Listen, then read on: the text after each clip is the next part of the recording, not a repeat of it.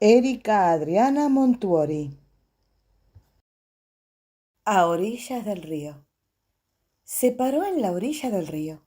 El agua se movía al compás de un latido misterioso, como si algún animal inmenso descomunal durmiera profundamente en el abismo del cauce del Paraná. Y desde ese centro oculto, su aliento y su corazón lanzaran ondas de vibración que en la masa de agua conformaban las pequeñas olas que lamían los pies de la mujer parada en la playa desierta. Marcela se sorprendió de sus propios pensamientos. ¿Un animal gigante inmerso en el río? Se sonrió de su fantasía. Imaginar no cuesta nada, se dijo, y de última, casi todo es posible en este mundo. Se sentó sobre una piedra de arenisca compacta con lentitud, disfrutando del silencio de la tarde otoñal, tan otoñal y fresca, que estaba sola en esos 50 metros de arena mojada bajo la sombra de lapachos y sauces. El viento de a ratos jugaba en sus cabellos, mientras la corriente del agua se deslizaba frente a ella imponente e imparable. Le encantaba estar allí, en la solitaria y despejada libertad del horizonte apenas manchado de verde, allá en la otra lejana orilla del río. Había ido tantas veces a ese lugar en esos años que ni siquiera podía contarlas. Días de mojarritas y piedras lanzadas lo más lejos posible, en una infancia de pies descalzos y castillitos de arena. Días de escribir en secreto papelitos para hacer trampa en matemática y probarse maquillaje a escondidas. Aquellas tardes, estudiando anatomía sentado en los restos de un viejo barco encallado.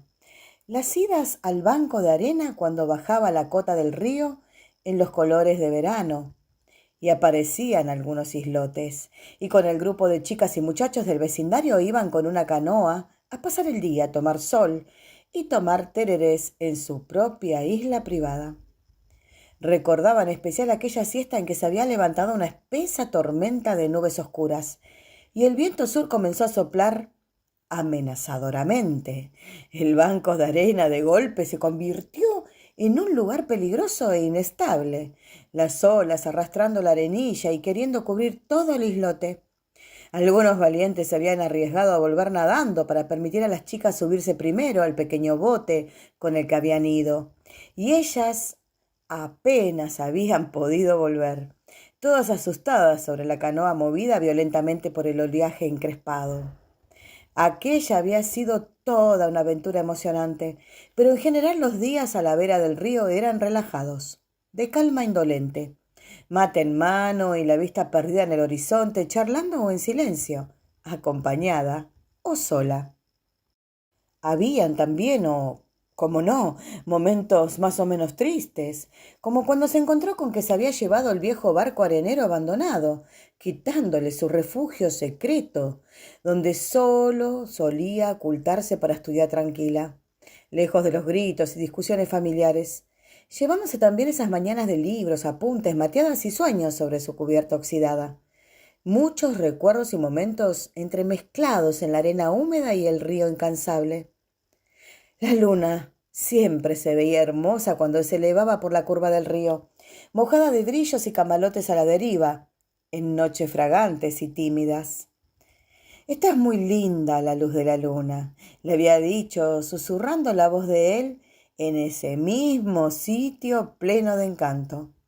Una noche de grillos y suspiros, sofocados de los primeros besos, noches de largas charlas imaginando futuros perfectos, con el cielo y el río de testigos cómplices, noches de abrazos apasionados y juegos sensuales, donde el tiempo se detenía y el mundo parecía que dejaba de girar, hasta que amanecía nuevamente.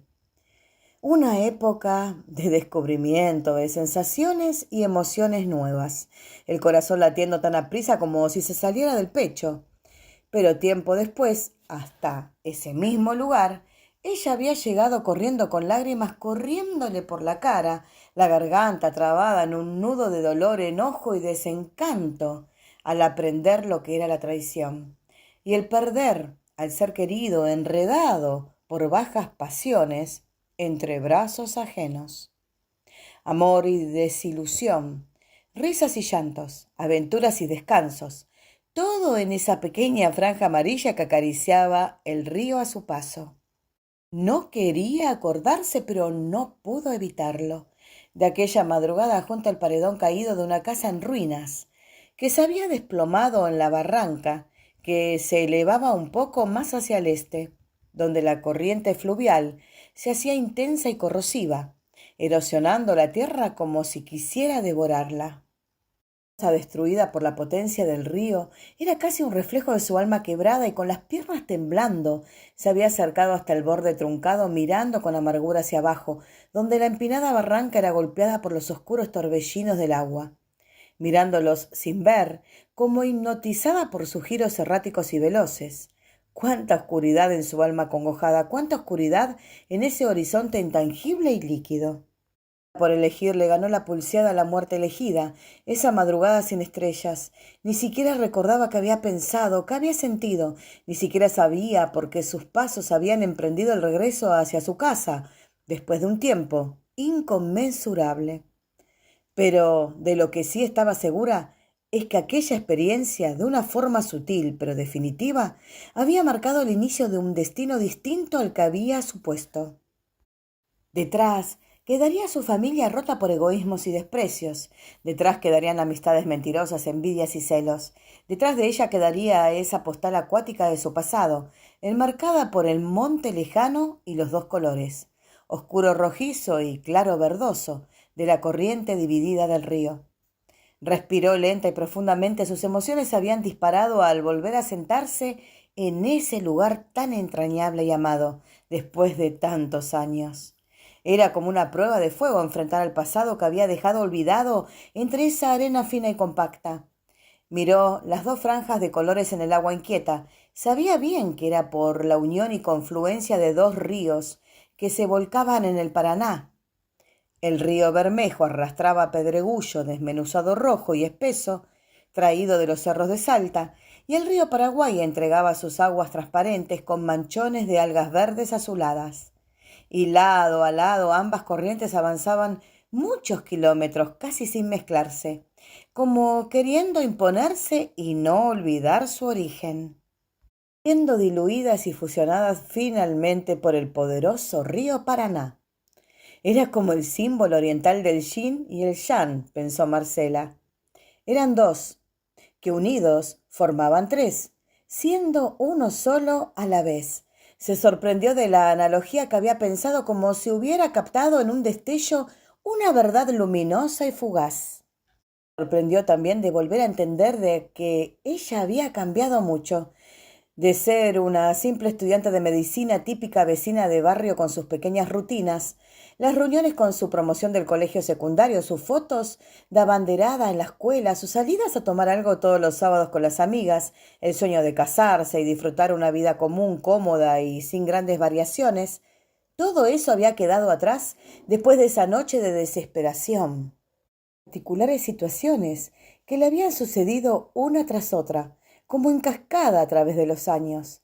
Cada evento que al principio parecía totalmente ordinario en algún sentido, había insuflado en ella nuevos puntos de vista, una comprensión de sí misma inesperada. La muerte de su abuela y las peleas familiares por los escasos bienes que quedaban.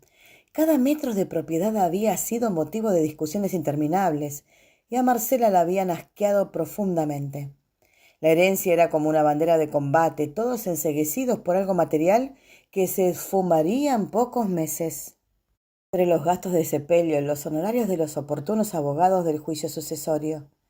Pero para ese momento, cuando todos quedaron con las manos tan vacías como antes, ya se habían pronunciado palabras de odio, propinando golpes llenos de rencores viejos, dividido en bandos contrarios con cada parte de la otrora gran familia unida, que en realidad nunca había sido unida. A lo sumo estaban rejuntados cada cual por su conveniencia. Su propia madre le había lanzado las pesadas llaves por la cara cuando se puso firme para defender esa familia que se desmoronaba. Y en esa orilla tan pequeña y vulgar, una esquina cualquiera en la ribera fluvial del litoral, había llorado tanto, tanto, una mínima gota de líquido en la corriente movediza del Paraná. Marcela se frotó el pecho, allí donde se juntan las clavículas y el esternón, donde se arremolinaban angustias pasadas y tristezas mustias. No valía la pena siquiera pensar en eso. Ya ninguno de ellos estaba vivo. Era como si la ira ciega, la codicia insaciable y la envidia venenosa los hubiera carcomido con furia lenta pero destructiva. Uno a uno todos habían enfermado y muerto en pocos años. Era suspiró. El corazón humano es intrincado y lamentaba que aquellos con quienes compartiera la sangre y el apellido habían tomado senderos tan tortuosos e infelices. ¿Qué carga ancestral traían de herencia intangible que los había llevado inexorablemente a ir cerrando todas las salidas de situaciones caóticas? No quiso analizar de nuevo la problemática de cada uno para entenderlos. En lo más recóndito de su alma sabía la sencilla respuesta a esos dilemas emocionales. Una lancha cruzó a toda prisa por la extensa superficie líquida, alborotando el agua y dejando una estela que de a poco fue llegando a la ribera, en olas continuas y secas como cachetadas. Los botes de los pescadores aún no retornaban al puerto y al ratito el río parecía mecerse volviendo a dormirse en una fluida calma. Marcela juntó las manos y pronunció en silencio las palabras que le habían enseñado en el curso de meditación. Había asistido a psicólogos, cursos de sanación espiritual, visitado chamanes. Todo su ser anhelaba salir de esa oscuridad y retornar a la luz. Entendía que de alguna manera había sucedido en ella un cambio de conciencia, un despertar, o al menos una apertura mental, el entrever más realidades sutiles que la tangible y rutinaria. En cambio, ese despertar tal vez había comenzado a suceder desde esa noche tibia de primavera, cuando algo inmenso y desconocido, algo que no podía describir lógicamente, pero que había sentido de alguna forma instintiva, algo tan grande como un edificio de 5 pisos y una cuadra de ancho, algo descomunal y temible, había avanzado a los saltos sobre el lomo del río a contracorriente, cual si fuera un animal gigantesco, en absoluto silencio y totalmente invisible. Marcela había escondido la cabeza entre las rodillas al instante, en un reflejo inconsciente y automático, sin razonar, llena de miedo, un terror primordial que no podía explicar. Fueron apenas unos segundos, pero la impresión se le quedó profundamente grabada. Luego trató de pensar lógicamente y descartarlo de su mente como algo fantástico e imposible, porque además en realidad ella no había visto nada. Sus ojos y su cabeza lo negaban, pero sus entrañas le decían lo contrario, la piel con escalofríos y los vellos de la nuca erizados.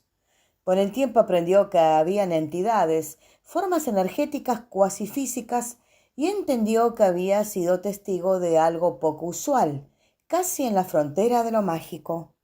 Tal vez el cambio de paradigma en ella había ido ocurriendo en escalones, cada vez que la realidad descubría otro velo, otra veta. ¿O acaso no había quedado asombrada cuando aquel tarotista en Rosario había ido dejando caer cartas ante ella mientras describía en detalle toda su vida y las situaciones conflictivas que había enfrentado? Entre la perplejidad y las lágrimas había entrevisto el misterio de esos dibujos que parecían saberlo todo: la torre, el loco, el ermitaño, la rueda. Un par de pájaros de alas anchas cruzaron el cielo lanzando gritos agudos. Marcela los miró, olvidando el raudal de pensamientos y recuerdos que la habían envuelto. La paz del paisaje era conmovedora, impasible, abrumadora. Se dejó vaciar completamente por la serenidad del río fluyente, el firmamento infinito, la tarde apacible. El ruido de pasos a la corrida a su espalda la indujo a pararse y darse vuelta. Por la pendiente de arenisca venía bajando un niño de cara pícara y ojos expresivamente bellos. Marcela sonrió y le abrió los brazos. El niño se prendió por su cintura y miró al río, los pájaros que se alejaban, y luego volvió la cara a su madre. Con sus manos moviéndose veloces, la interrogó en lenguaje de señas. Marcela sonrió otra vez, asintiendo. Era la primera vez que traía a su hijo a ese lugar y no sería la última. En verdad, ella había cambiado mucho, aprendido mucho, evolucionado mucho.